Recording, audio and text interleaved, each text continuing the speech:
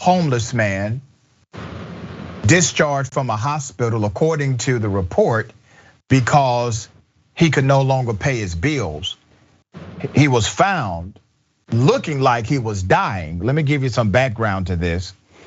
An unidentified elderly black man, let's put up his picture. An unidentified elderly black man was found on a sidewalk in Conyers, Georgia. That's a suburb of Atlanta, with medical tubes still attached to his body after being discharged from a hospital nearby because Medicare would not continue coverage for his treatment. So that's one issue. That's called your policy issue. Okay, we'll deal with that one in a moment. That's one issue. That's not his only issue. 68-year-old man was discovered collapsed at the Piedmont Rockdale Hospital Thursday, October 14th. According to a 911 caller, he appeared unresponsive and in need of medical assistance.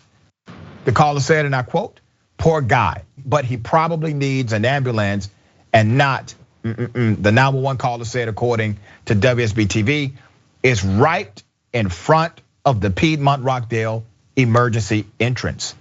Conyers police deputy Chief Scott Freeman told reporters that according to hospital employee, the man was in the hospital's care for 35 days for unidentified treatment and was cleared as, and I quote, "fit to leave" by 2 doctors when the hospital was notified that Medicare would not continue paying for his care.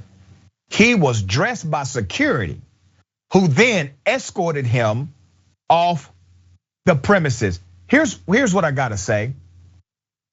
If security has to dress you, you probably are not well enough to leave the damn hospital if security has to put your clothes on for you.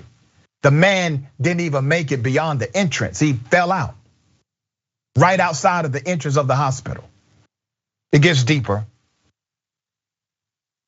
When medical responders arrived to treat the man after the 911 call, he was found to have sepsis, a high heart rate, fever, urinary tract infection, and possible bladder infection. One of those is enough to stay in the hospital. One. He had all of that. And that's just from their preliminary examination. He had all of that. Common sense dictates that you do not treat human beings the way that we're seeing in this particular case, said Freeman, who plans on filing a report on the incident with the Georgia Department of Community Affairs. This man is laying out on the sidewalk unresponsive, and this is how they brought him out. They escorted him off the property and just left him on the sidewalk. This is inhumane. This is not who we are as a city, as a county, or even as a country, or it should not be. Who's talking up for this, brother? Who's talking up for him? The deputy police chief. That's the deputy police chief talking up for this person. Piedmont Healthcare addressed the incident, insinuating that the patient did not want continued services, saying that while they do their best to connect patients in need with appropriate after hospital care, whether or not the services are accepted is at the discretion of the patient. The issue is not after patient care. The issue is he should have never not been a patient. That's the issue. Michael, what are your thoughts here?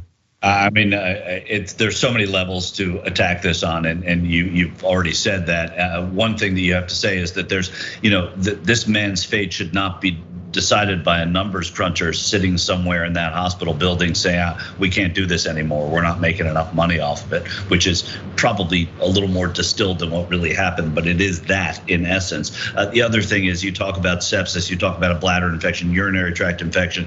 President Bill Clinton was just in a hospital in Southern California with all of those things. Can you imagine if they just walked him out and said, you're fine? That's essentially what they did to this man without knowing the 35 days of history. And then to sort of come full circle double quickly on the stories we've talked about today. This is no different. That there needs to be a secondary remedy, no different than the kids outside the school. There has to be a way to let them in. There has to be a way to, if the Medicare has run dry, to not let this guy out. Same thing. That's right. Well said. Now, I want to remind people, it started with a national policy, that's your Medicare, and then it went to a local policy that's at the hospital. And as Michael pointed out, you got a bean counter somewhere, right? But the genesis of all of it is money.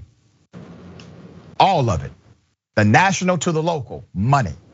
And when are we going to define ourselves as a nation beyond the capital structure and look at the human structure? Because the human structure is what made us great.